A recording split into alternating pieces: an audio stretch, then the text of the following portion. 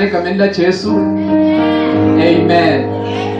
Laba ngathi bavame ukungibida ngawanesi. Amen. Kepha mawufuna ungangibida ngaJesu. Amen. Ngoba iBhayibheli lithi uNkulunkulu usibida ngeligama lakhe. Hallelujah. Hallelujah.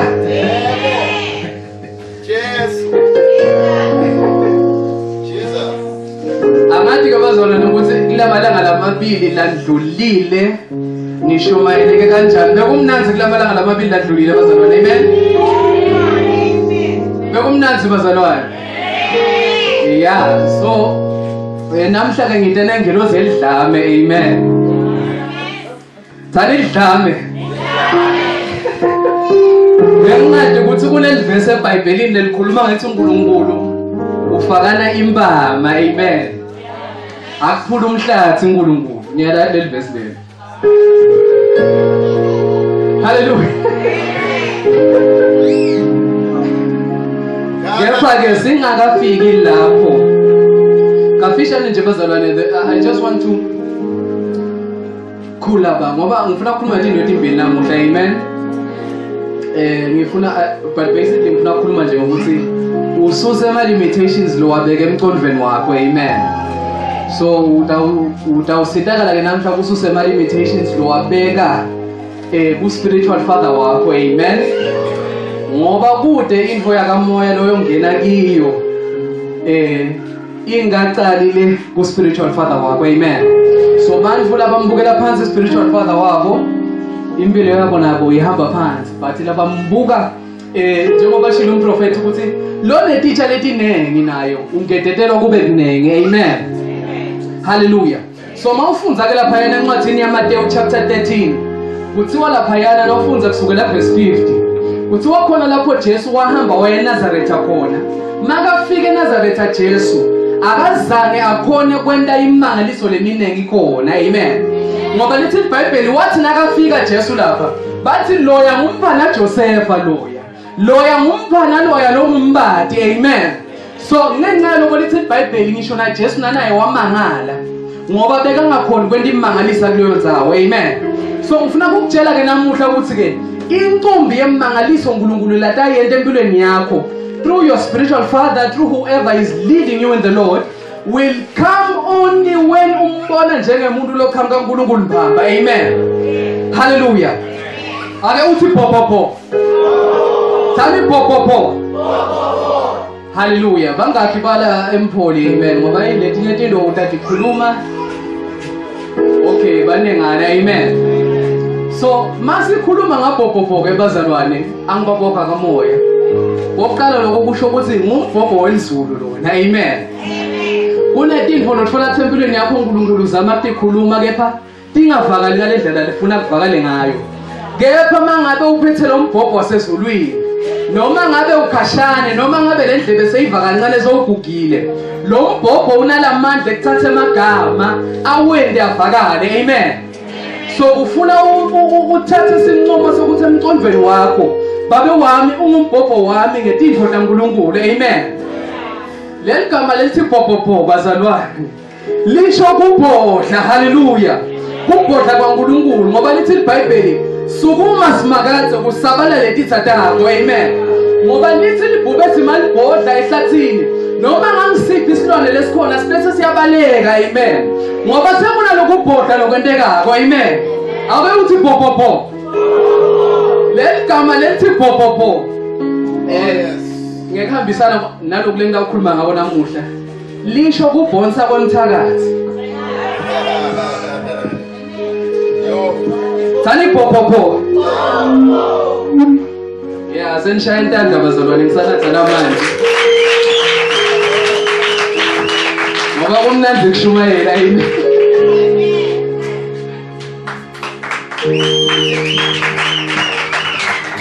Yeah. Ngoba kunelivesi leliphindze likhuluma ukuthi sandla sakho siyohlala senthanyeni yesitha sakho. Amen. So lesandla sakho lasilanthanyeni yesitha lesitha siyabhonsa. Amen. So mawuthi popopo usho ukuthi khona abantu abatawubhonsa labemelene nawe. Amen. Ukhona umthakathi lo tawubhonsa namuhla. Hallelujah. Hallelujah, hallelujah, hallelujah. Okay, maybe let's start with limitations akamoya. Amen. Imingcele yakamoya lesiyayisibe nawo sibazalwane lekufuna siyisusa. Amen.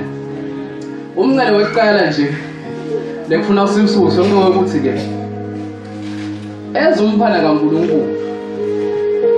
Khalamani, wasikaphephuka manje. Umngcele weqala lekufuna usisusa ngumzalwane kokuthi ke ngoba sowudaliwe la Sound of Glory. Waba ngumfana kaNkulunkulu. uNkulunkulu uyaye bese sewususa na umncelele bekakhona ngesikhathi saDaniel sokuthi umthandazo ushayise mathayeleni. Amen. Umfana kaNkulunkulu umthandazo wakhe ufika direct kuNkulunkulu. Hallelujah. So sekude imncele ke manje ukuthi ke kukhona lo nto oshayise emkhathini ngoba iBhayibheli lithi Jesu sosithathile wasibeka ngetulo kwabo bonke babusi nabo bonke labe banemandla. Amen. Lokusho ukuthi ke thina sihleli la ngetulo. Amen. Labanye bathi nabathandaza ukushayisa la tulo kungenxa ukuthi akabakahlwithwa uJesu wababeka la ngetulo wahlala nabo ezulwini. Amen. So there is no limits when it comes to your prayer life. Hallelujah. And also there are no limits when it comes to the spiritual protection yemzalwane. Amen. Ngicela sivule incwadi yaNumeri chapter 23. Numeri 23 sitawufunza verse 19 wakhona. Ngicela na kukhona lona siwata ngifundzele ngaso. Amen. Mina ngitawufunza na New King James. Numeri 23 verse laka 19.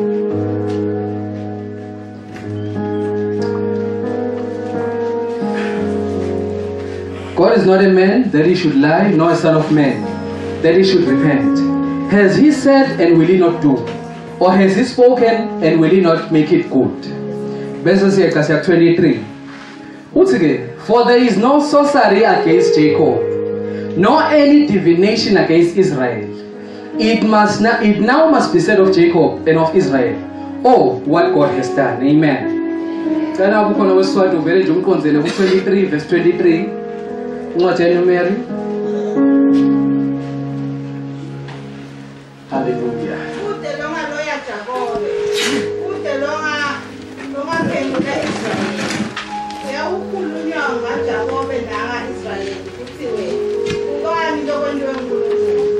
Hallelujah. Lithi ke verse ukuthi lonke ndani? Kude futhi lonke ndani? Hallelujah.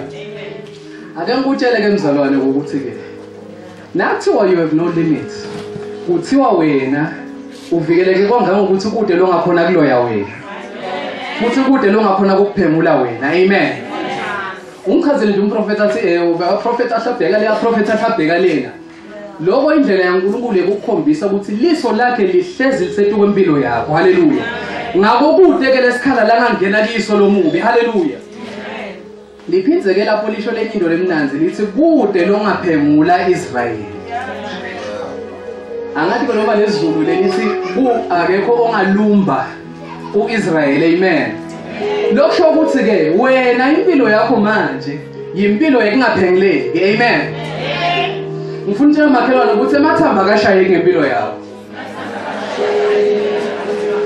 Le verse lisho ukuthi bazalwane kude longakhona kushaya emathamba ifunza impilo yakho ukuthi empilweni yamzalwane ezibani kwenteka nana. Hallelujah. Ngoba lempilo yakho seyifihle la khathi kuKristu. Amen. So which means that Tanoko sapakarantapa Anisa pakata. Okay, asingene kanjena le. Uyabona nabashaya lapha nabaphosa lamathamba. Angisibaphose emathamba endvolefile. Lengaphili. Wena ke kuthiwa ke ngumfana kaNkulunkulu lophila. Ngeke ke amathambo lafila khona kuxoxa inzaba ngemfana kaNkulunkulu lophila. Hallelujah. Usho lokho ukuthi nakawaphosa lamathambo atawuvela phambana. Langaphambana lamathambo utawuphambana lamehlanga. Ngoba khona kude longaloya Israel. Futhi kude longaphekula Jacob. Amen. Liphindze ke leBhayibheli lisitshela ukuthi impilo tethu isuka kulenye inkathi imulo thiye kulenye inkathi imulo. Lokusho ukuthi noma ungathi uyangiphengula kuthi emsebentini wami bengiklina utathuthuthuve ukuthi kusasa sengipromotiwe seniyifomene amen ngakho kude info longayiphengula ngempilo yami ibe liqiniso amen ngoba lempilo yami lokiloloma nje iphakama haleluya kusho ukuthi noma bangafika lapha babeke lesibuko yabona ngoba lapha amen akusho angizana sengenyangeni bazalwane amen ngiyaye ngive baqoqa nje nalokuthi phela ushumayela abantu baqoqelile ukuthi bangena lo nalo sho ukuthi noma ngabe lapha babeka lesibuko yabona nababeka lesibuko akuveli buso bakho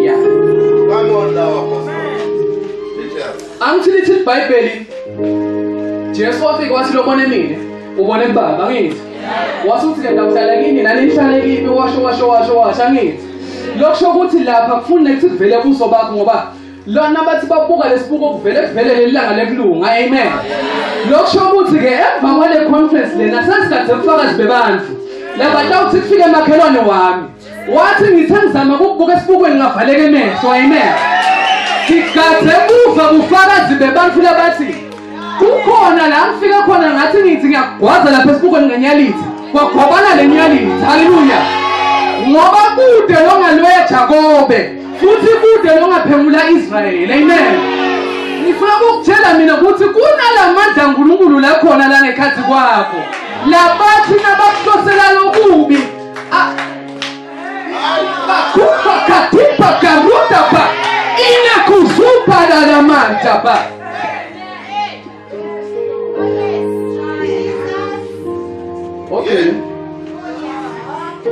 Okay, to prove this thing kancane ngike ngayishesha testimony elizelo ukuthi nangabe kukhona ukukhumbula uthi ke ngike ngahamba ngaye South Africa amen nangifika ke South Africa ngatshela ukuthi kukhona ke sisi wami wenyama lebengingamali ngoba bengingawathi umndeni wami ngeliside laba kwami amen so nakatholakala lo sisi kwatholakala ukuthi uyinyanga amen uyabhula uyaphela amen ngiyafika ke mina nala mavesi ami lana ukuthi yebo utelo kwala Israel kwasijanjani sebangitshela ukuthi ke washo lo sisi wathi hayi bobhuti wami bakhona baseSwatini kanje batawufika ngathi ke angathi noma inyanga nato kuthiwa siprofeto lento letiyendako waphunga dungu lelibovu waliphungela esihlahleni salapha ekhaya so nangicala ke ngibathola labantu kuthiwa bathola leliduku lidzakile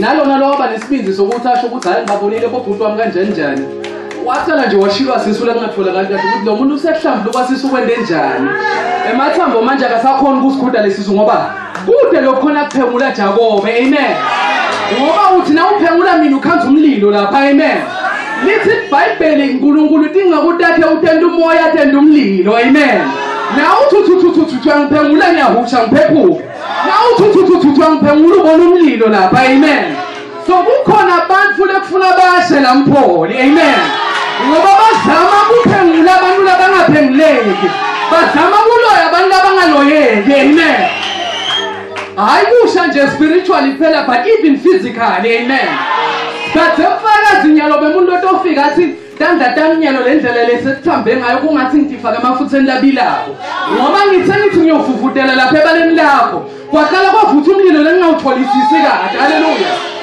ngoba kude longaloya Israel kude longaloya Jakobe amen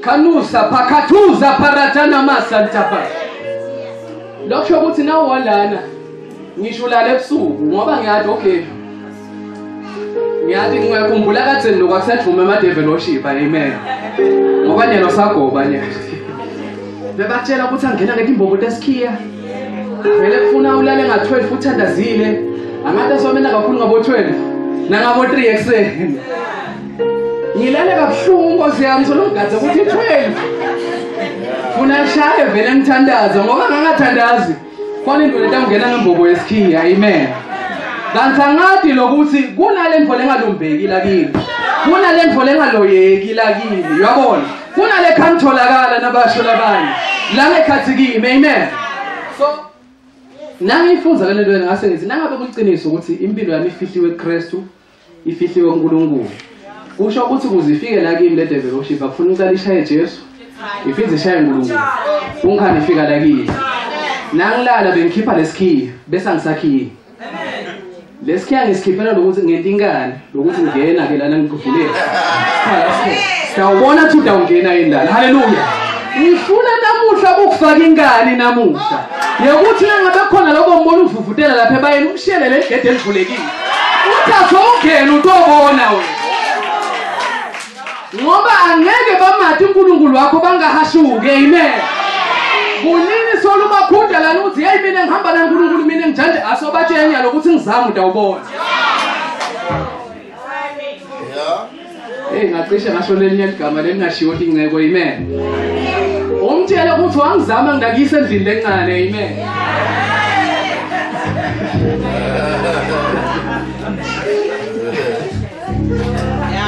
Come on now. Hallelujah. Kanusa pa.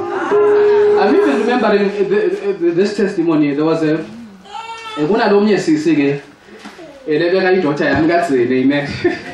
So wahamba nyalo amen. So beka angalisho igama lakhe ngoba ngento ekuyabukela. So angifuni bese sothi uyabona ke labantu ababatsela.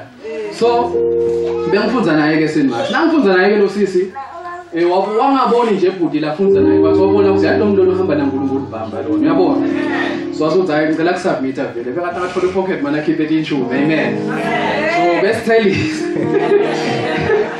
so ngalelinye ilanga ke ngoba bekashonelwe ngumake uthi wathalele ebusuku wafika lesipoko sama kwakhe uyabona nasifika ke okay ngiyahloniphisa ukuthi isipoko sama kwakhe amen ngoba emadimoni yakwathi ngibasa buso bemuntu uyabona athathe isimo semuntu la ngasuye uyabona so na ubutsa mama ubutsa abantu bani nje kowathi ukuthi kunenkinga lapho ngoba phela ihlobo tethu thina letikholwayo disefini labo fakazi uyabona so wafika ke lo mama wakhe nafika lo mama wathi yamba nami ngithethe ukulanza nathi ngithethe ukulanza ukuthi wambamba ngesandla wamkhipha emtimbeni wakhe nakamkhipha emtimbeni wakhe waphuma ngelibonza nakaphuma ngelibonza uthi yena la sekatophuma nje uthi ngase ngiyafela mina amen ngasho ngathi hey yabona shothi ngingirambo lekamoya ngase ngiyafela nangivela uthi ngavela ngabamba lesandla sakhe ngabamba lesama wakhe ngabahlukanisa ngambuyisela emtimbeni wakhe ngase ngiyanyamalala uthi nase nginyamalele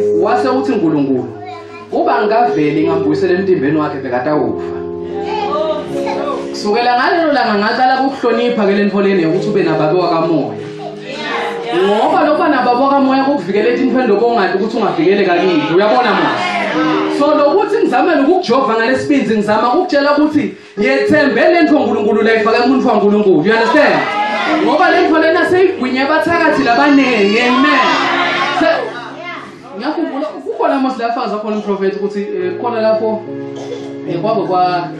kwajuju inhloko kwajuju inhloko kufakazi bekujubeka benhloko benta ngalelo viki you understand so which means so ukile wayibona le ndlu isebenza kuyo uyabona sale wethemba ke manje ukuthi itangisebenzela la mpilo nami amen so namuhla ke ngifuna wonke umuntu aphumelana nenkani ukuthi lithi iBhayibheli akaloyeka Israel akaphemule Jacob so there is no limits to these people awukhona ukubaqala kubagcineke you know you even if yathi nje ngikhumbula umnye umfakazi bale ingcebo ithi yake yathi lele yavuza bayidlisa bayinika sidlisa awusebona ukuthi ebusuku uthi ikakhulu ligwaba lenkukhu amen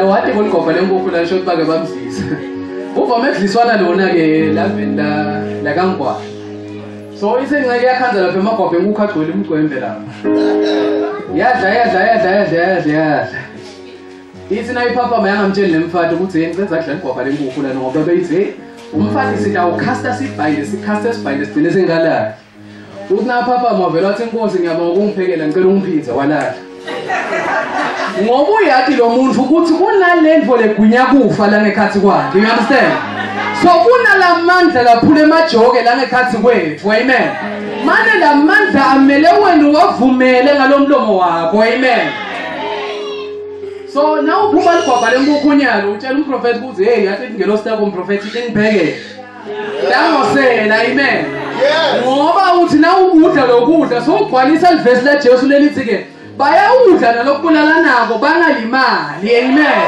Magama Jesu lawo shothi Jesu ngalemanye amagama uthi dlani. Amen. So kuna makusa pakita. Lokho ukuthi ke nalona lo leni ngavali naye. Nakafika emsebenzini akuvula. Ngoba ngiyakhumbula ukuthi nakade bekhona leni eMandevelship bathi umuntu wakuphe ama-apple utawadla bese uya-initiate-eka kwazi njenjani ngathi ngiyakithi mina nginamsebenzi ukuthi lento kwenteka ngikanjenjani le ngikwadi komne ukuthi le ntandla yami igcwele umlilo ngangilibamba leli habhula noma ngalikhohlwe ngisathane liqobo lakhe kodwa awushaya yonke into lekhona lapha elihabhula bese ngiyalidla mina. Amen. Hallelujah. Kubita spinzi ke noko. Amen. Ngoba wasaba vele yele lavula litabuyise endlini lencane. Amen. Ngoba libhayibheli lithi konke lokwenda ngaphandle kwekholwa kusono lokusho ukuthi ke impilo yenta uyingabada itakulimada. Amen. Hallelujah. Angati ngicilelani la kulo yena. Amen. Yathi ngiva ukhona umuntu lana angathi noma nguye noma sihlobo sakhe uva ngathi ufa ihlangothi linye. Ngoba ngiva ubanza nganihlanye ngathi kufa ihlangothi linye. Amen. Nguwe noma sihlobo sakho khona. Amen. Umphutu wakho. Amen. Sitawukhuleka baba. Amen. Yeah. Ngizafuna lokukhala amando lana. Kumqale nini le baba? Ngifuna 9 years akakhuluma. Amen. Yeah. Sitamfaka nomndeni namuhla. Amen. Ngoba ukhona wena sitawusebenzisa wena sim. Yeah. Angathi baba noma uyaqala kufika lana noma bosoko wasivakashela. Awuqale. Amen. Solo khona. Aso yathi ke baba ukuthi emandla lana into takhona. Amen. Yeah. Super. Yeah. Sitawubuya kina makuna maseta bareta pa. Kina ngasupa kanama. Yathi manje kufuna ngalesinye isikhathi uhlufu kwalaka. Amen. Ngoba lokho ngikutshela leti info leti ngizama ukukhombisa ukuthi sathana solo uyakwebela wena. Solo sathana ukwenta usabela inyanga, usabe bathakathi ngoba intombi yabantu labaloya abazalwane abantu abanganasipiliyoni. Ufika nje lo muntu avuvutela thembe lokuthi awusaba wena usabe nje ukuthandaza. You understand? Yeah. So ufuna uvukwe inkani uvukwe lilaka ngempilo yakho. Amen. Uyisukumele lento ukuthi hayi man lento lena seyigcinile le. Angisafuni iphinde ibuye lento lena. Amen. Uthi enough is enough. Hallelujah. Sesivulele lapho incwadi yedihlabelelo chapter 3 verse 7. Ndova kuthi uNkulunkulu uthi athatha utenda. Dihlabelelo 3 verse 7. Shura bakadosh.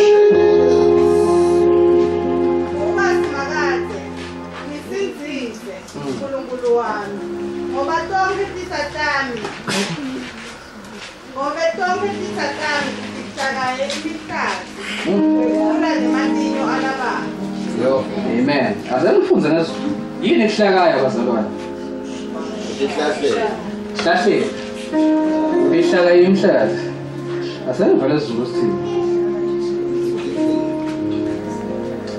Yeah.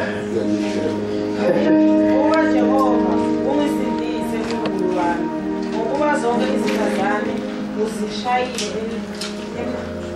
emhlathini amazinyo ababi uwaphulile. Amen. Hallelujah. Lithi ke lana uNkulunkulu uzenzeni? Uyishayile emhlathini. Amen. Ngeke ke uNkulunkulu akhona ukuyishaya emhlathini kanti nawe nalokuthi inkosi yami uyabona uNkulunkulu. Shem maye ngihlaselekile. Maye ngihluphekile. Maye mina nkosi yami emsebenzini sengihlale ngikhanza bangivuvutela imbufu la. Mina vele abafuna lo msebenzi ngingabi nawo. Mina vele abafuna kucetha. Lithi lana uNkulunkulu utishaya emhlathini taphuka ematini. Amen. Lokusho ukuthi uNkulunkulu ufana inhlanekela. Lele dlame. Lelikhipha ematini. Amen. ngithi namhla khona laba batawuphuma ematinyo ngithi namhla khona laba batawuphuma ematinyo ngoba uNkulunkulu titha takho utishaya umhlathi kuphuma ematinyo. Haleluya. Ngabo uthi na ulele ukhululekile ebusuku ukhombisa lokuthi uyamthemba uNkulunkulu kuthi lo yaluka ngebusuku. Ngale makhelwane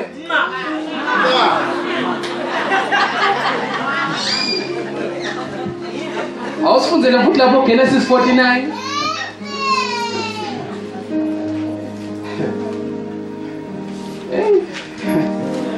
Genesis 49 sitawufunza verse 8 wakhona.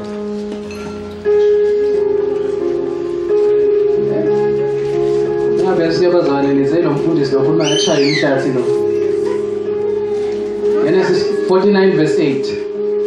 Ujabonke baya ukudumisa. Titha takho uyakubamba ngemali. Emagosana eyihlo ayakukhosamela. Amen. Amen. Yeah, awuthi ngibuke ngale nanje. Ngale sizulu. Sithi ke sizulu. Juda, abafowenu baza kukudumisa wena. Isandla sakho siyakuba sesijingweni sezitha zakho. Yeah. Hallelujah. Amen.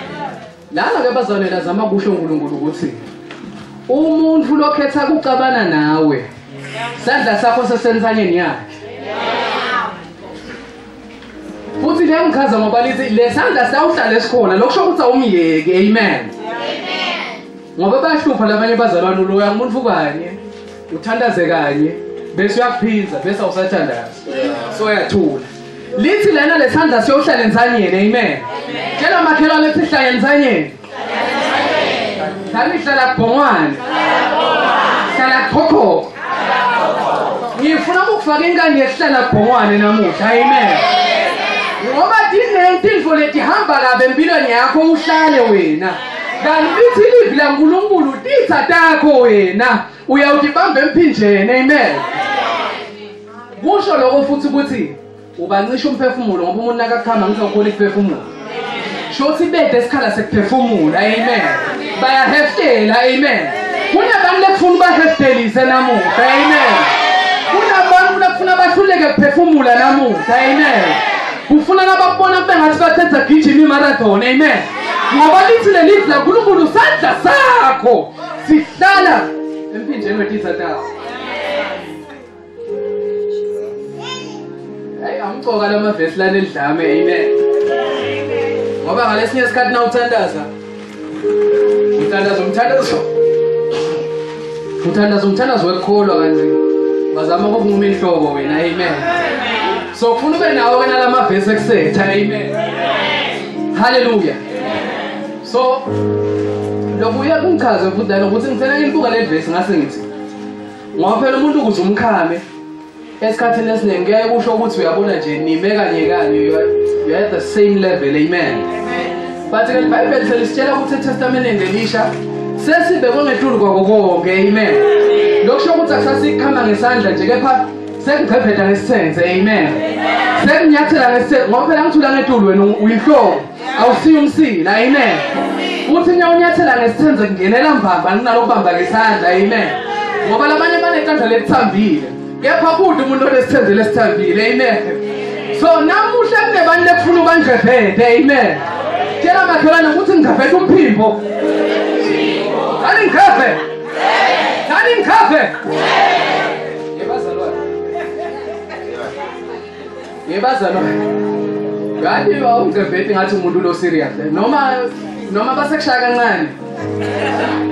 Plus ngathandaza lo mprofeti ukuthi inkosi abashaywe embanjweni. Ngoba sengangeneleli manje. Bake bakushaya la. Nabakushayileke lana udawuhlala emphinjeni. Thani ngigqebhe. Thani ngigqebhe.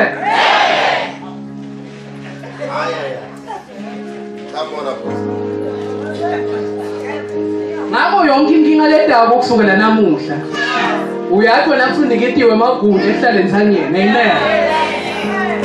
Bengibukela ubufakazi nje bembishop oyedepo uthi wathi nakacedza kushada bekakhulela umfati wakhe nakakhulelwe wahamba kayini wayeshumayela ngathi wahamba for 3 months nakabuya wabuya umfati amtshela ukuthi ngibe ne miscarriage lokusho ukuthi lesisu sibe sesiyalahleka sekuphele inyanga silahlekile lesisu nakabuya lo mfundisi wangathi hawu asakhele omunye umfana kepha wavele wathi ngeke kwendeke lokho ngoba lithi livi laNkulunkulu uma uyalalela umyalo wami ngisho nemfuyo yakho angeke iswele imbeleko. You understand? There shall be no barrenness in your life. You understand? So uphuma kwesisu okufana nebunyumba vele ngoba awukadali. You understand? So wathi ngeke kwenteke lokho selikhona lekhadi lakadokotela lokuthi phela lo muntu simhlolile vele konakele umfana uhambile. Wathi umfundisi ngeke kwenteke lokho wabathi umfati mosi wathi ngeke kwenteke lokho lesandla kwakho bani abadinga ukuthi sihlale emphinjeni. You understand? Na ifika le nkinga uyimele ukuthi kuthuse uvela uyibambe eqala wena uyilethe lapha. Amen. Uthi umfundisi wathi naphela 9 months watala lo makhe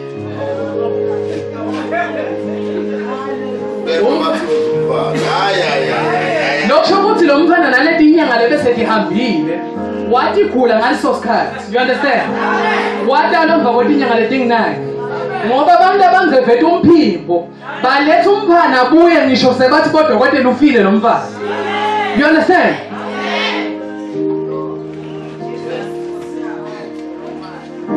Yawa lo mfakazi bongithinze embaba ene ngimangela ukuthi lo mfundisi kunetinkonzo lanato nje dedila nebantu abangatali nebantu abaphunyelwa abantwana babuyise labantwana labaphumile. Lokusho ukuthi lo mfundisi nalithi iBhayibheli lokudliwa esikhonyane yena ukuletha mbaba lo lokudliwa esikhonyane ngoba uyati ukuthi sadla lesikhonyane usihlala ensanyeni. Amen. No mercy. Come on now. Hallelujah. Kumbula khona le incebo yami Nkosi yami lengatana nayo ifunze eMelika nyana. So la ifunze eMelika le incebo beyifuna scholarship lapha yena ka Waterford. So la ifuna scholarship ka Waterford. Baqale bamtshela ukuthi kunesikhala sa5 webantu. So nakunesikhala sa5 webantu abasiye i5 labasifunayo lesikhala. Bane ufuna nje ukuthi siwaze ndongana uyayifuna indawo phela ngoba Waterford idukile yabona. Badala ko 6 figures kuyale. So nakuthiwa isikhala sa5 webantu wangena yena yabona ngoba uyathi yena ukuthi nasivela lesi uyabona noma ngawufuna umsebenzi lekuthiwa kuyoqashwa abantu ababili mina ngi20 uyabona lesimo sibamba ngensamo ukuthi kutawuma necoshwe wonke umuntu ungene emnekela i-attitude loba nayo leyo. You understand? So ingekuke ngoba yona iyati ukuthi kuhlala ubhomane yathi hayi ngiyangena la yangena phela yathi nangena ngophizwa kwathiwa sekunesikhala sebantu abathathu lokhu bona bebayi5 nyalo sekuthathwa 3 shothi taha uflola omnye 2. Nangavula lo 2 ke kwatholakala ukuthi ngikhumbula ukuthi ngathi 2 bekumanje ubhatale 3 kuba fana. So ke sabavela kuhlungela kusisi ukuthi phela kusisi Nkosi yami batawulimala ukuthi hawu ngaluza scholarship kanje sathi ke divorce adikhaya. Amen. Akugexwa lamadvotes akungena incebo nalabo sisi lababili vele bangathathwa labanye kwathathwa yena kwathathwa nalabo sisi lababili. Uyabona ngoba abantu labahlala emthanyeni bantu labasitshela kosimo ukuthi yiba nje sibe njalo. Mhlawumbe solo apply lo msebenzi wacela last year solo apply abakuthathi na this year solo apply abakuthathi ase uqale kenyana usebenzise edlamela ukuthi yathi kuthini aseqosha umuntu lapha kuvuleke isikhala sakhe. Yeah, man. No mercy. Uyabona nafta silo school lama escort ake ngangeva ukuthi nangabe labantu abama escortako ngeke banele kulomgwaqo kungamane ngitshilo indlu tebantu kwakhela yena sikhala. Amen. So nangabe ke nawe ungumfa nenkosi kunetimvo lekufuna ngitshilo tebantu kwakhela wena sikhala. Amen. Ngifuna namuhla uphuma wathi ukuthi isikhala sawakheka sakhelwe wena noma ngabe besingekho lesikhala sawakhiwa sakhelwe wena ngoba sowushiye. Hallelujah. Ngoba nasekude lama limitation even nemtimba wakho ayaphela lama limitation khona. Amen. iBhayibheli liyasitshela ngabantu abasuswe ema-limitation la. KunaSara lapha eBhayibhelini lithi bekana 90. Kepha le ndlela lebekamuhle ngayo. Kwapita kuthi Abraham azacambe mangathi ngisiswala. Ngoba usabathi batamshanga esitini bambulala. Hallelujah. Unemoya ke lo dlangile esitini yasathi bazalwane. Uthathela indvodza yemuntu, amen. Nasi ngathi nje sishaya i-break service lana. Ngiyathi khona labangena labashaywa ngesitini, amen. So, kuthiwa lo muntu bekamuhle ana 90 weminyaka, uyabona? Ngoba leli joko lugcobo laNkulunkulu angithi liphule amajoko. So laphula lamajoko eguga lamtimbeni waSara kangaka ukuthi wabukeka ngisho samdzala, amen. Wasonywa ana 90 weminyaka. Yo. Awucaba una 90 weminyaka usasonywa. Yabazalwane nasithi no limit. Sisho ukuthi noma ngabe sona u50 lana. Utabushayelwa tinkwele edrobheni.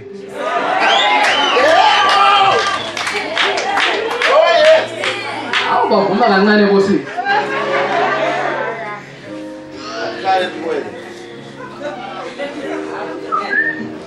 Hallelujah. Akusho ukuthi nawe bezososhaya lomunye ngesitile. Kusho ukuthi umzalwane nje uyabukeka ungabi ukuthi uyabona umakeupile. But kunalamafutha kamoya lakwenta uncince nje uyabona ubukeke, you understand? Akwenta uthanze ngoba phela sekunalobuhle bangekhathi. Lo bese sekubonakalela la ngaphandle, uyabona? Hayi lobuhle bekukhanga nje noma ngubani bekuletha impungane abantu abange bakuside ngalutho. Kepha kukhanga letawuletha abantu abamesabako uNkulunkulu, uyabona manje? Buhle laputawenda ukuthi botsotsi bashaye ilivalo nabacabanga ngokusoma, uyabona? Hayi lobuhle benda wonke umuntu afuna ukusoma ngisho namadala noma namatino. Mama ngiyafana.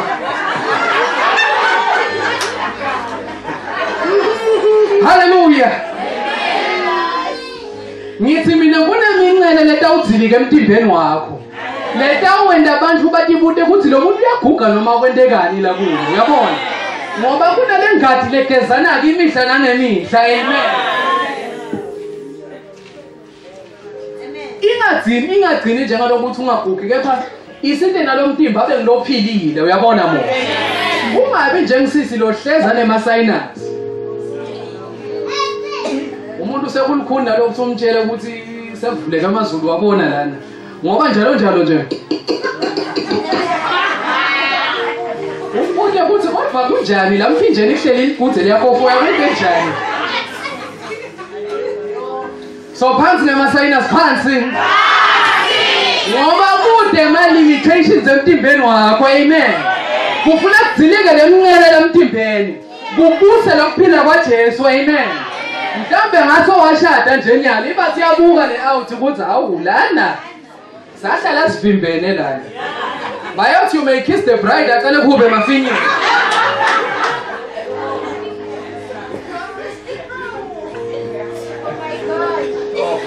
Hallelujah.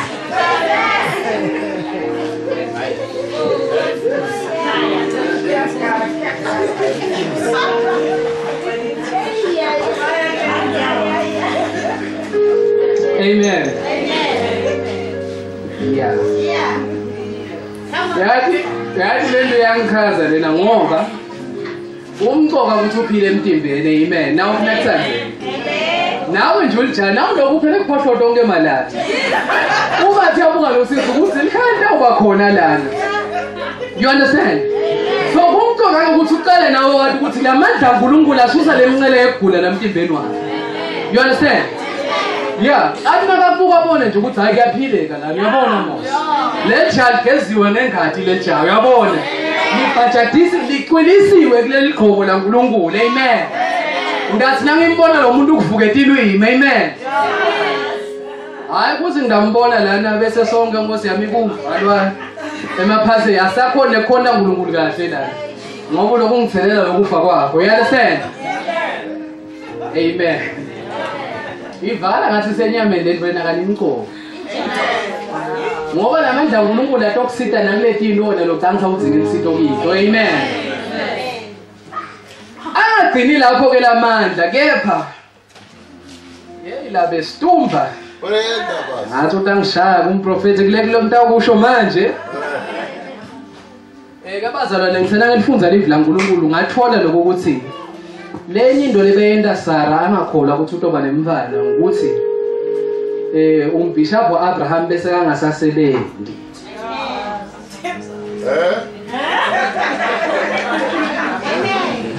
Come on now. Amen.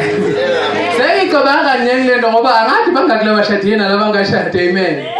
Manje uqala ukukhuluma ngabo bishop lana bese bathatha kabe. Amen. Sengisho ukuthi naso ushadile uyabona. Angithi ke ndeke umbishop angasakhona lokushumayela ngendlela lejwayelekile. So noma lo bishop angasashumayela ngendlela lejwayelekile. Lugomo leyakhona kufika limvusa umbishop lo wile. Amen. Ngoba nawufunza lapha if you read Fire. yena bazalwane yadla amaqiniso namhlanje alikhunya phela nawumfunze lo Genesis 18 uthi Sara noma simfunze bazalwane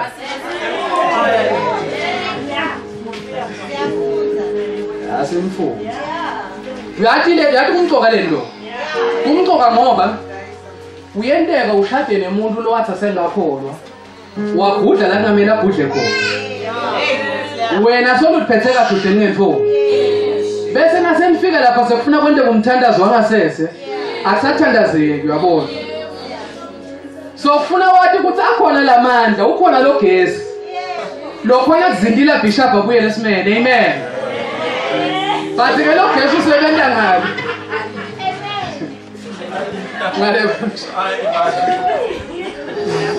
Hey Kalaba, Genesis 18.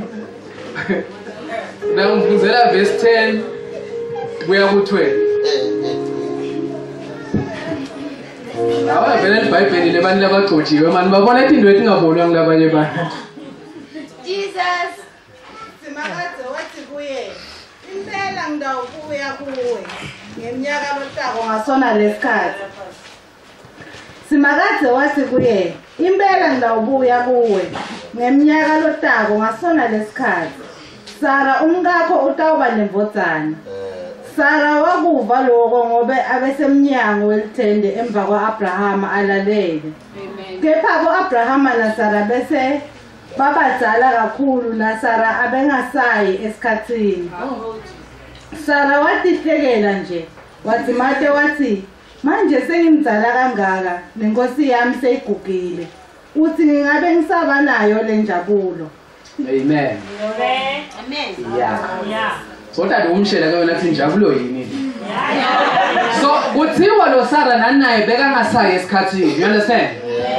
Kepha ngenxa yelivile laphuma emlonyeni waNkulunkulu wakhona ukuthi abuye esikhathini wakhona sina Abraham naye abuye lenjabulo yini. Amen. Lokusho ukuthi noma ngabe ukhona lana awusayi esikhathini so ushadile so lokhu ufuna umphala ngelivile liphuma emlonyeni wemprofeti emandi labeke mekhona ngaqala gelede futhi. Amen. Noma ngabe lo babe lana bese ka retire. Amen. Angaqashwa futhi abuye lasebenze. Amen. Ngoba lamandla uNkulunkulu etela tonke izimo takho na ushadile kodwa. Amen. Angakazi ukuthi na ungashadi sonke improfeti bishop kanjani na ungashada wathi nalokuthi nabo bishop. Amen. Nami nje ngigcina lana ngibathi bo bishop futhi. Amen. Ngidabathi ngale kweJordan. Amen. Hallelujah kuyonza. You know bazalwane? Jesus. Hayi awona there no limits. Hayi wangitshela moya waNkulunkulu ukuthi bengicela kulalela intshumayelo yaleni ingceke ithi kufuna kube lukhuni nangabe ngumzalwane ukuthi ucabane nemkakho. So ngibuda ke mina ukuthola kanjani ngokuthola ukuthi yabona akabona into ngale ndlela lobona ngayo wena yabona.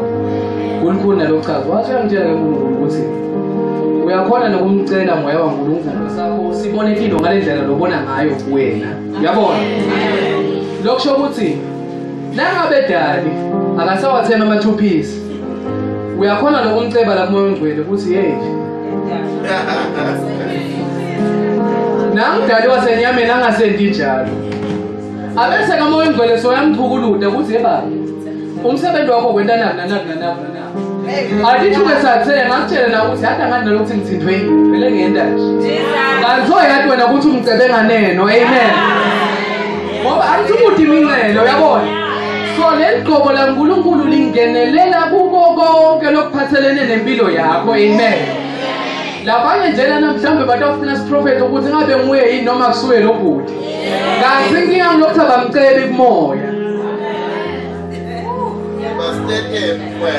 Ubathe ngichazela lo muntu ukuthi ngingumzalwane phela mina ngisinzisiwe. Asithandazi ngaleyo ndlela singashadi. Umuntu ayikhona. Lithando kunjani. Nangabe lo muntu akholwa, le kusola kuthi uyakholwa vele. Ufuna phela na umtshele umoya ukuthi emoya umtshele lo muntu ukuthi hey ngeke siyendelane. Asekacacise. You understand? Ngoba ngithi umoya waNkulunkulu nguye lo senda ukuthi sifise. He causes us to will and to do of his good pleasure. Which means moya ngcwele usinika lesifiso aphinda sendise ngokwenthando yakhe. Shothi moya waNkulunkulu uyakhona ukukunika amandla ekufuna kwenta inthando yakhe. Noma ngaba ufuna ukuthandaza uyakhona ukukunika amandla ekukhanuka uthandaza. Akunike nalamandla ukuthi uyendelele. So even in your day-to-day life, moya waNkulunkulu uyakhona kungenelela. Kumnike amandla lo muntu ukuthi aphile ngendlela lemjabulisa boyena nawe. Amen. Hallelujah. Akinganzi kakhulu ke lapho ngoba hey nawe ungashada ungazogecwe. Amen. Hallelujah. So there are no limits. Yathi ke okay angikusho nalokho.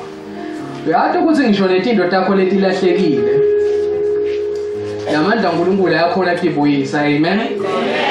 Ngoba iBhayibheli lisitshela ngabo Sawule ukuthi bo Sawule abantu balahlekelwe imbongolo. Bathi ukuthi nasiya kumprofeti sidatithola leti imbongolo. Kanganga ukuthi baphathe umnikelo ngoba sebayathi ukuthi lavela sitshele simnikele thambi. You understand? Hayi lo muntu lota kumprofeti athi uthi utangitshela ngeke angitshela utawubona ngeke abone njani. Ngoba nawo kumprofeti awugesi angithi. So the power of God liqobo laNkulunkulu liyakhona nalokuphula incele etinhlweni letingetakho. Amen. Lokusho ukuthi noma ngabe kunemvu noma ngawushisa ifone ekhumbini ayakhona lamandla kaNkulunkulu kuyigatsa lesefoni yakho uzuyithole wena.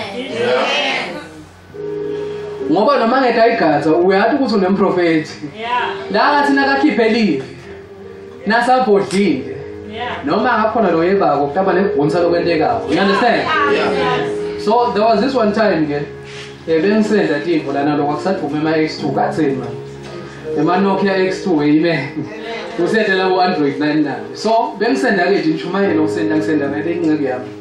La ngisenda ke nenceke yami ngicinga ngifake esilent ngoba phela bengivume enkonzweni. So akufuneki lokuthi enkonzweni bese sekhala icingo lakho uyabona.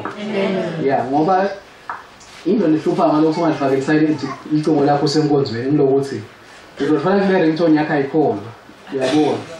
Ngani lesimo sakho lapho wena ubukeka ngathi ukholwa mbamba. Manje sithi nase sithi sive ringtone ithi kokota lana bese siyalimala. Kuthi hawo. Lo mzalwane ukokota. Noma kokota lama sinus asakhe. Amen. So ngifake silent icingo lemfundiso ngifake silent icingo. Siyasendelana tinto. So nasisendelana tinto nalomfundisi. Sengisuke ngabe nje uyabona nje uphuthela nje usuke uyashiya incingo ngani. Uze uyabona nje eseseyize uyabuka lana ubuka tinyoni ihlahla nani. Siyehle ekhumbini. Nasehle ekhumbini. Ngithi mina nasengiyothatha ikhumbi lezo nfose engakhumbula ukuthi hayi man. Isiqingo lama likho kimi man yabo. Ngiyeva ukuthi kukhona lokushoda ko lamakhikini. Nangithi ngikhaza nencele ithi hey angisayiboni le khumbi bese igibele. Nasithi sesiva ngalomunye uthi hayi lekhumbele ngichaza konini ihambe eSouth Africa kahle. Beyibuya la kaNgwane lokunine nje ngithathi lapha kumathapha yempela lambabane. Kwaba inkinga ke manje ukuthi ayikhona. Le dinge ngosithatha ithola lapha. Kanti ngiyakhumbula ngalelo langa bekashumayelile spiritual father wami ukuthi naso usidalwa lesisha konke lonako ku-connected nawe uyabona umfana wakho u-connected nawe uyabona nje lento ifana nokuthi njengalama-cable nawo nje uyabona ukuthi kulama-cable lasuka la kuwe aya konke lokungekwakho so uthi noma ngawo umelana bantu bakho labasejozi uyakhona kuphumela emagama kwenteke etimvu you understand so kangathi ukuthi okay-ke basishomele ngale nto le nayo kuyasebenza leti ncingo ngokufuna ukuthi ibuye kusasa Amen. ngoba phela bokusese incingo ledulile lapho libo 800 kuseseyimali so ngathi hayi noti yabuya nje ngakusasa sayibuka ikhombisa ngayibona following day sayibuka ikhombisa ngayibona wathi ngalesithathu ngiyakhumbula lapho uzingavuka eli kakhulu ngathi ngavuka ngabo 2 ngathandaza ngoba ngalesi isikhathi lokuthandaza isikhathi lesithe kuyakusita ukuthi indona ikhathathile uthi khulula utidalule lapha phambi kwaNkulunkulu uyabona manje uthi na uphuma la kamereni lomthandazo bese abantu bakukhanza nje uhlala ujabulile bangathi ukuthi yini kanti kana ihluphi lenkinga awuhlukumedekile ngalokho lokwentekile la mpilweni yakho kana abantu ukuthi sotithululile le kudalwa kamoya amen so ekseni ke I think around bo 5 ngoba bese bane dinkonzo ngabo 5 ekseni and then 5 to 7 bese baya kaSemhle eSt Francis so ngabo 5 guys saqala inkonzo lapha sa preacher nasicetha hawu safika etown sathi koleka tincingo sayikhanzi ikhulu nasikoleka tincingo so yasibuda ke lo driver uthi emaja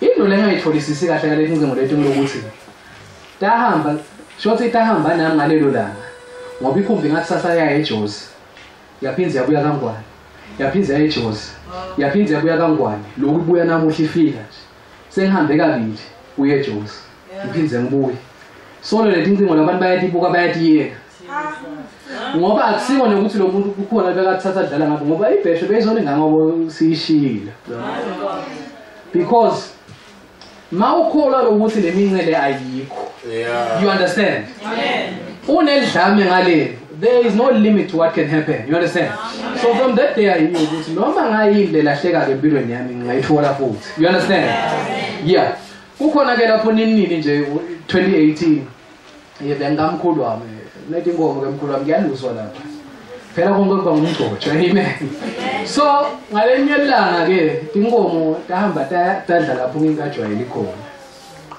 tangasabuyi nathi ngabuyi inkomo ke sathethiswa sabaliselwa phela umnomzazo wabuhlungu uthi inkomo tangu siyamletha ingaka inkomo phela ngiseseyaba ngo 10,000 so ngamtshela mina ngathi ayingakho umuntu athandaza mina tawutholakala athi hayi yikho lento leyo njani kuthandaza kwanjani kwasithiza uyabona ngoba ngalesinye isikhathi ubida lokhu ube nesibinzi ukuthi kutawendeka naku noma ungathi kuthi kutawendeka kanjani you understand so ngamtshela ngathi titawubuya tingomo ngathandaza ngakusasa ngabuyi lapha yenyelanga tangabuyi lapha lathi liphela liviki ngelisondo nami ngithi ngiyabuya nje sondweni ngathi ngithi ngiyabona mboka ngakhanza kushaya line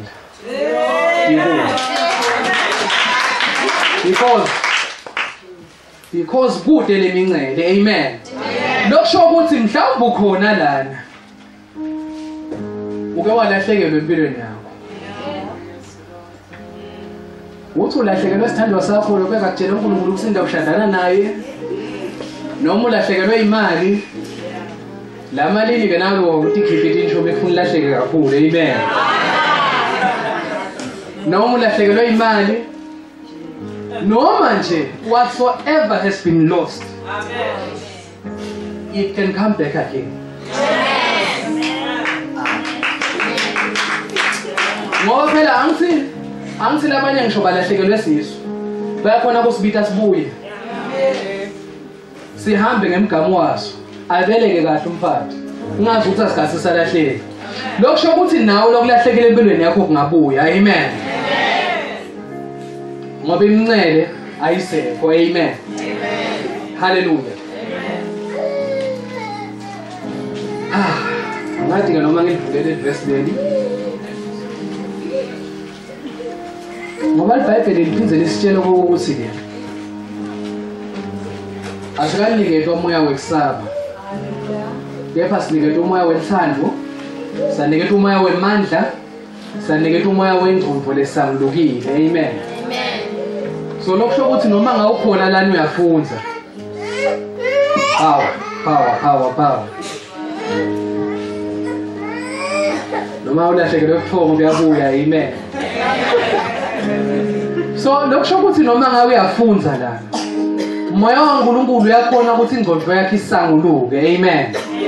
Ingagcini ekusanguluka kuphela kepha ikhaliphe uphumelele kuloko lokwendabo, amen. Into nje ledzingekako le ngifuna kusube nayo kusukela namuhla nginaku labathi mindset. Noma ngumcondo othide lona lenkani ukuthi mina ngihlala naNkulunkulu nginamandla kaNkulunkulu. Lokhu nanaka kwendiwe empilweni yami, amen. Ngiyaye ngibe nje labanye ukuthi hey mina ngingibani bangayiwani angiphenywa mina ngibani nawe ke yenta njalo kusukela namuhla uyabona manje. Nawu kibuka lapha esibukweni. Usho ukuthi ya ngingwanesi nangiloyeki. Yabo. Ngoba lento yakha sithombe lesithide ngawe la mcondweni wakho. Lesenda ukuthi uvumelane nelive laNkulunkulu. Amen. Ngoba lababili angeke bahambe kanye bangikavumelani. Ngakho naNkulunkulu sebenze empilweni yakho ngokuthi nivumelene kangakanani. Hallelujah. So ngilokuphuthana nje ukuthi vumelana naNkulunkulu. Vumelana namoya waNkulunkulu. Amen. Ngoba imncele ayikho. Amen.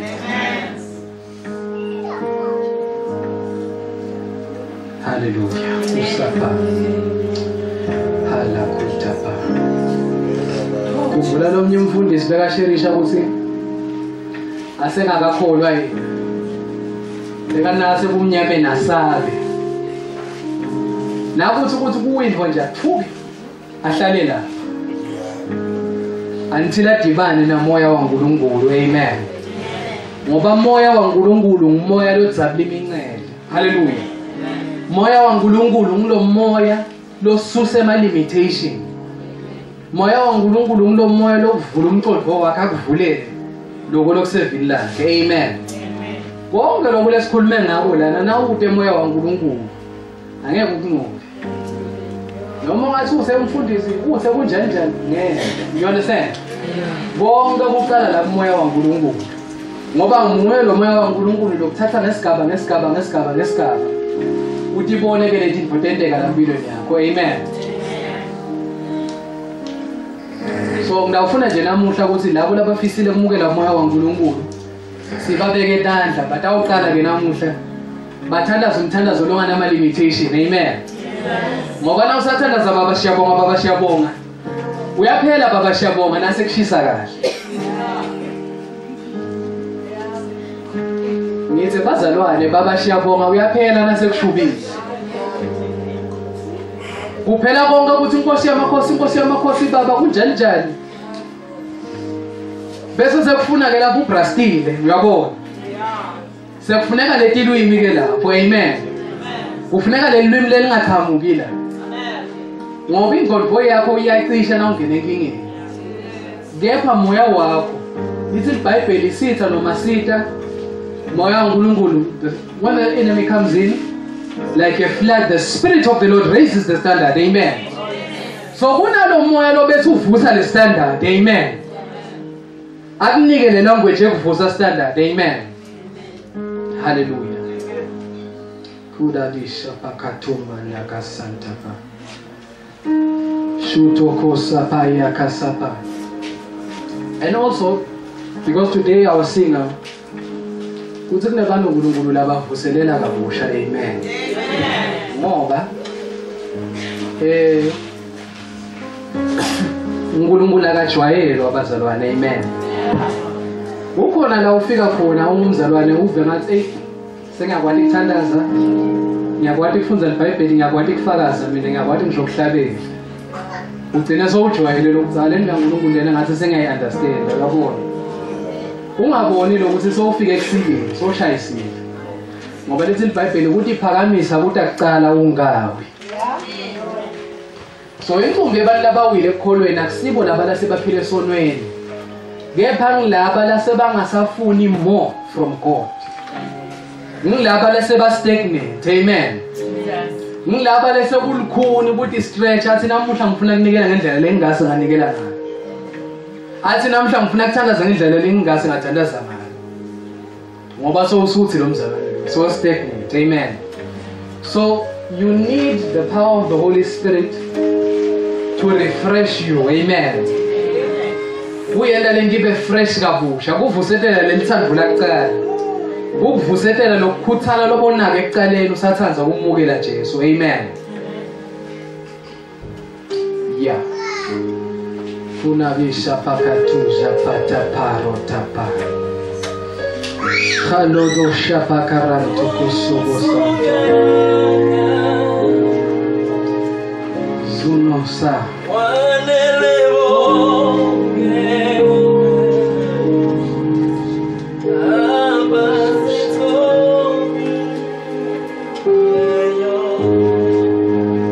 Hallelujah. Amen. Mana loba kwehla kwathi sobalekile.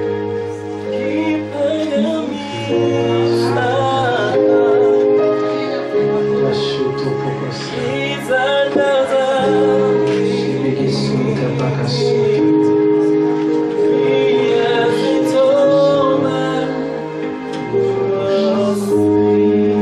Yes, Lord. Amen. Professor. Amen. Ungaita baba.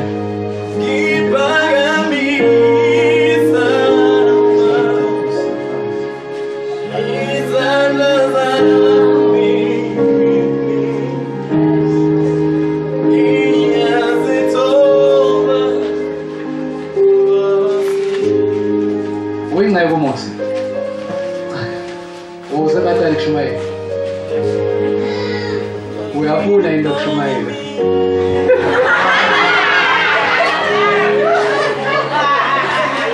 Shoza singamthandazeli kolobhuti wakho. Worship. Yeah, worship. Yeah. But awufunda kushumayela. Yeah.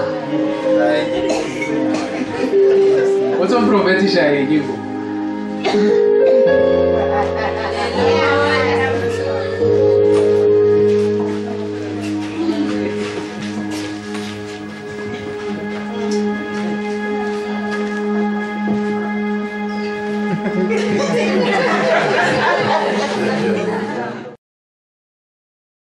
Ekuphe intimbanzo uyabona ngalanga ka delivery. Do you understand? Because the enemy attacked your family to bring a spirit of intimidation. Uyabona ngoba kuyende ngalesinye isikhathi uthola ukuthi kuba nemuntu ogula kokhayina gula isikhathi lesithu. Amen. Nithi noma nikholwa. Amen. Bese ngisakholwa ngendlela ebenikholwa ngayo. Uyabona? Amen. Ngoba sekukhwalisekile lokukholwa kwenu. You understand? Amen. But we're going to pray now, and I believe since you've been here since Tuesday, Amen, God is already doing something there. You understand? Yes. But namusha kakhulu ngifuna ukukhuluma ngawo. You understand? Amen. Because when you start preaching, I'm seeing even a financial breakthrough. You understand? Amen. So na Mrs. now.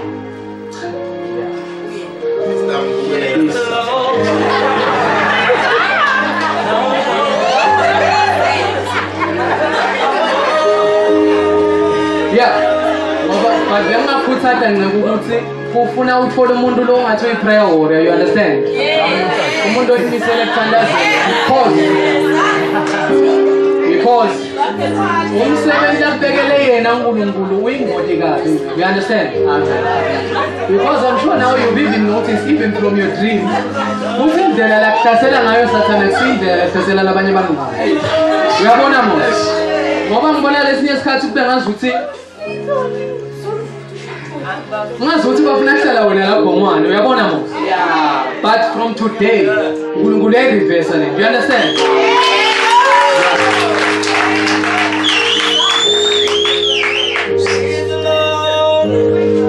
Yeah, I guess that another prophecy because ngoba kumele ingelosi lefuna kunike yona.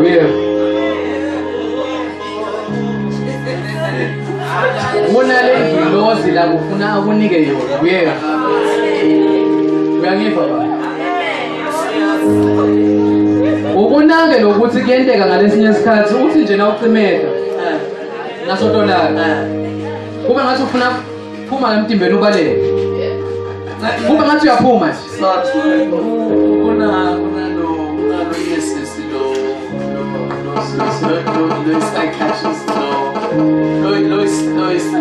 sisters, he's a psychologist.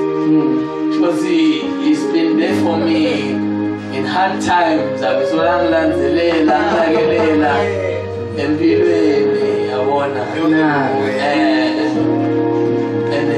we are cold.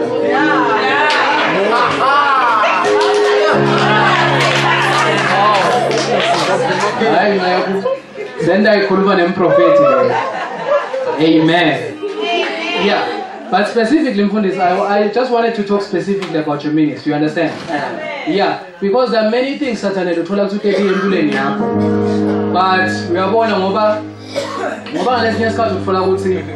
are the to send me. We are born and alone. Man out that late candona. You are born. So, prophetic, God is going to open your eyes. You understand? And when God opens your eyes now, when Satan attacks, but over my was even before the end of the day, but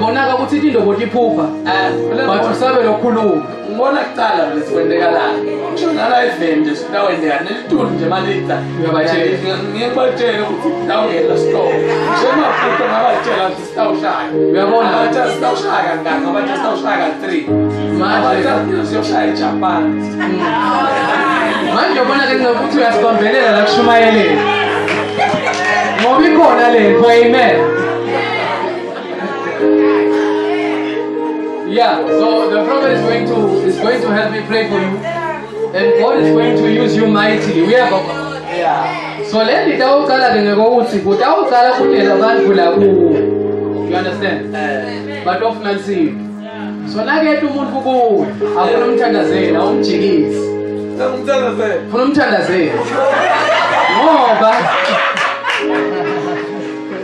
ngoba wena ngcebo lokuthekela kuwe kusho ukuthi uNkulunkulu soyakuthemba futhi sokunikile lamandla ukuthi ungamsihla uyabona mo yeah ngoba I even see people labeta la kuba letidzingo tethethe imali uyabona ufuna ukuthi umuntu utofika kucela kudla afika kucela imali uyabona mo manje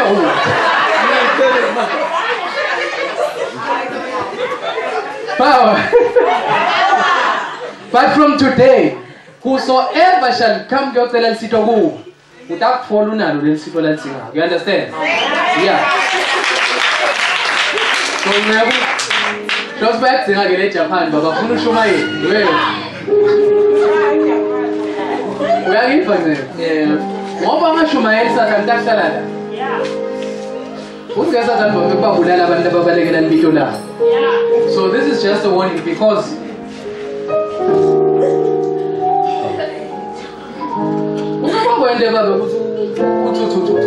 mhlawumbe uyogibela ikhumbi kwale lokhu ungene kiyo ngiyacabanga futhi lokumba sivanje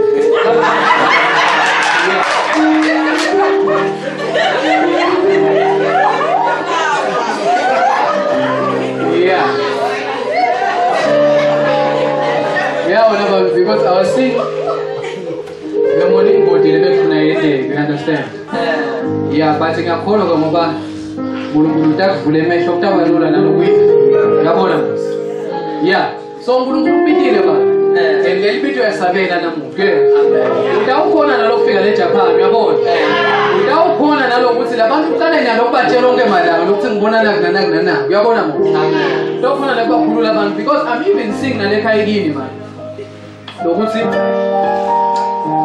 yeah fanusa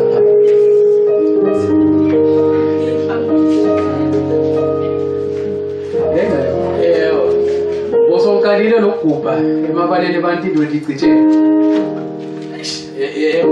mama nglazi saka ale azonibazela uyangibona ngikhuliswe ngibaba wami abe wathi umuthi ngisengasiziswa mina baba wami umkhulu wami labangetha ngaye igama baba wami wangetha ngegama lamkhulu lekubutheka mkhulu wami belapha Kings of the second mkhulu wami bangetha baba wami umuthi abe wathi kakhulu ngahlala eminyakeni ngilashwa usifo sengqondo ngalashwa yeze ngasitakala ngase waze wafika losisi ngasizwa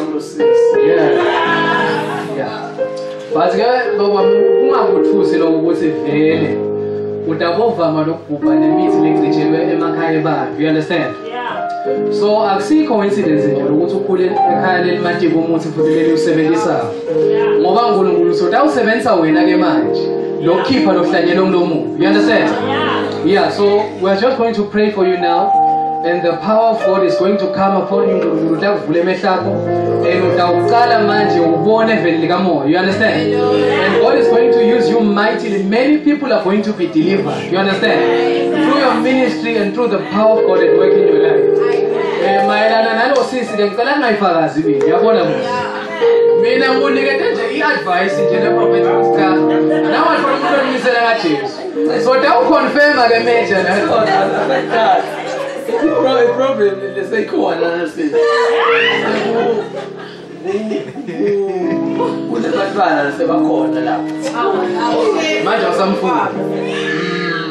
Shuthi sabathola ngikulesimo mina. Wasengitshela yena sengibuyela wathi hayi athi kunebantwana labavela ukulesimo kanjena wena. Athi ngibakhulisile ngibafundisile bakuphi kuphi. Ngicela ukutshela masuphile somngcolo obuyele emasenses akho. Anda ngifuna kahle phela ngikusengicalile ngiyenzisa yini. Hayi sikavula umshado vele then when eJordan ngalanda. But man of God, we are a mighty man of God, and God is going to use you. And I want you from today. Ungavumeli sathana kwena ukubukele phansi. Ungamvumeli sathana intimidate. Because you are a big man in the spirit. Yeah. And God is going to use you mightily in Jesus' name. Amen.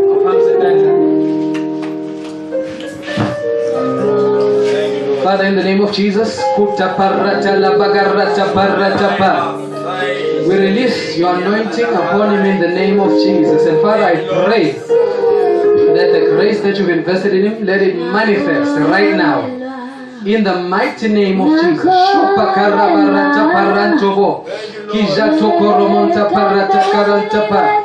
Father, we thank you that even the brother is healed. In the name of Jesus.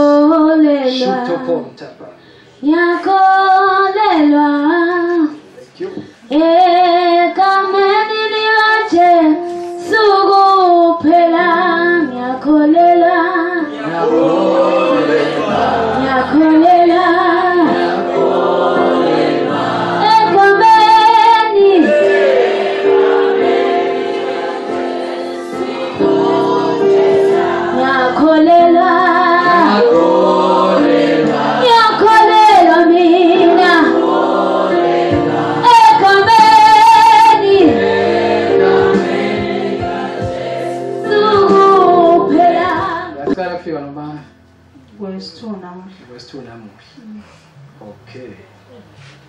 Yeah. Angathi ke manje sikhamba njani endzaba emsebenzi? Uyasebenza ba? Yeah. But I'm seeing God. Okay. Noma ngithola imvumo yakho yabona. Ngoba ngaze ngimtshela umuntu ukuthi uNkulunkulu uyaxosha emsebenzini wakho. Athi leli bandlalela. Kunabafundisi labakhohlakele. Uyawujabulela umsebenzi wakho manje ngoba uyawujabulela. Sure. Okay. Jonsa singaxoshi. Xosha lokho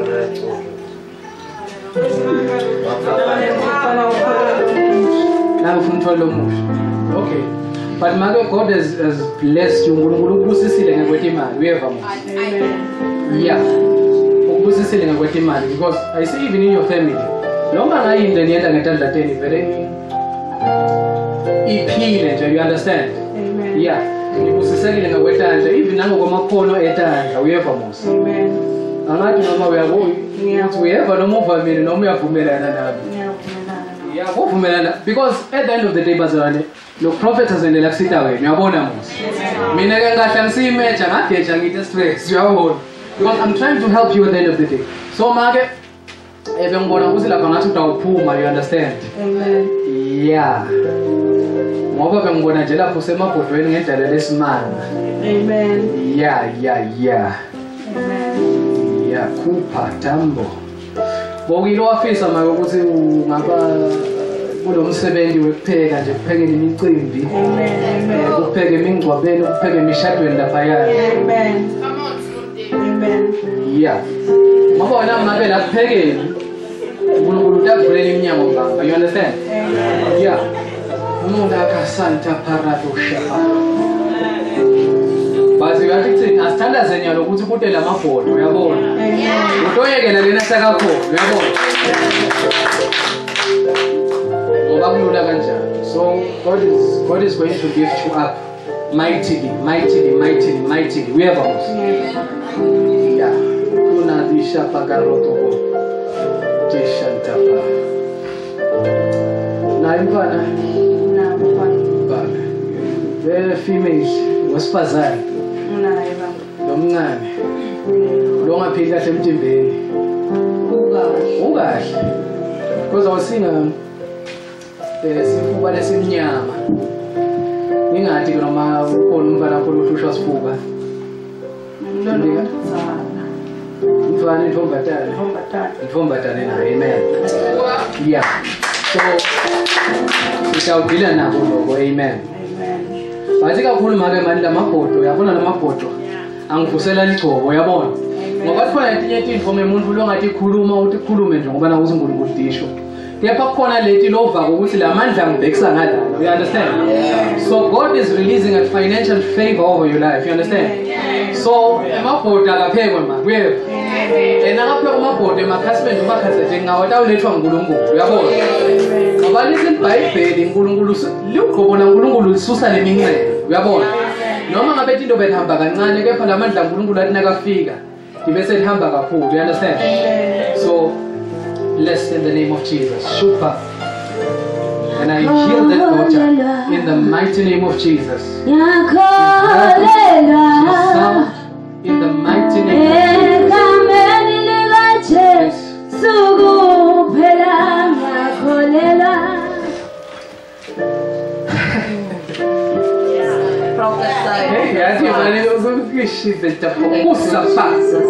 Ngoba wona ngeke uNkulunkulu bengibona ngazi ukuthi na uthandaza nyalo so hlupa ngathi uyabelela.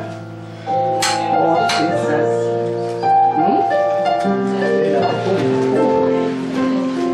Khuluma manje. Yes God. Angisho ukuthi ukhulelwe mazalwane.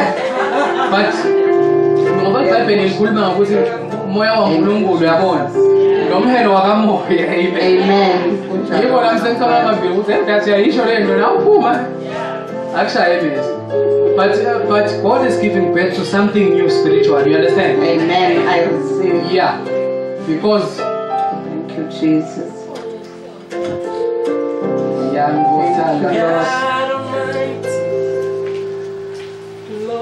Because another thing I'm seeing when I'm woman of God would see. Ngathi lokho uyayohambe manje.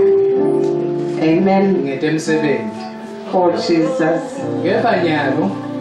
Sonda uhamba ngete business. You understand? Yes Lord.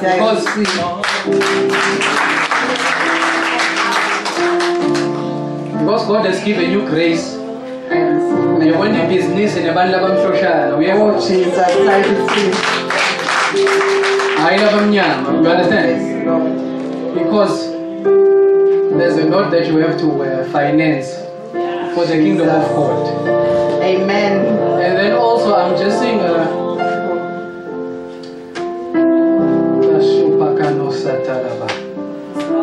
hey, bazana ngiyizame lokusefa mina Nkosi yami.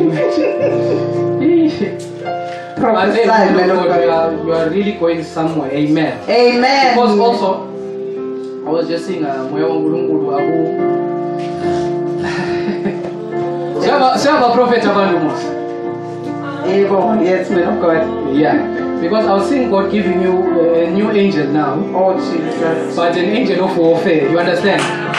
Thank you, Lord. So that even when you pray for Jesus. For Lambo, you are born. Yes, Lord. Ngoba ngathi yabo. Ngokuthi ngicabanga ukuthi ngeke abayi prophet bese ngingamathi batathi ngibaprophet kwenze. Because I'm also seeing you praying for land. You understand? Amen. We are praying for them for the church. Amen. So I'm seeing God giving you an angel that will help you when it comes to your prayer life, especially when it comes to spiritual warfare. You understand? So that you know how to uproot things, how to plant things, how to build things, and how to destroy things. You understand? Thank you, Jesus. Yeah. Ngoba nyalo sota ukala ku ngoba labantu abamhlophe beta ngetindzaba tendzawo vele. Oh, yes, Lord. Angathi noma ubona soyilesifiso sekusebenza ngekwetindzawo tekutsenga nekutsengisa tindzawo. You understand? Jesus. Woo. Confirmation, man of God. Yeah. So you will ngoba lento lendlela leyenteka ngayo yabona Thank just you, seeing you play Jesus. kungathi udlala nelifulu yabona Thank you. kungathi lelifulu yinto ekudlala nje yabona uvele nje uvuke nje uthi okay ngikhala kumhlaba Thank you, Jesus. uvuke uthi ngikhali kakuthengisa kwenteke. You understand? Sebaxakile bangisendele ama-properties.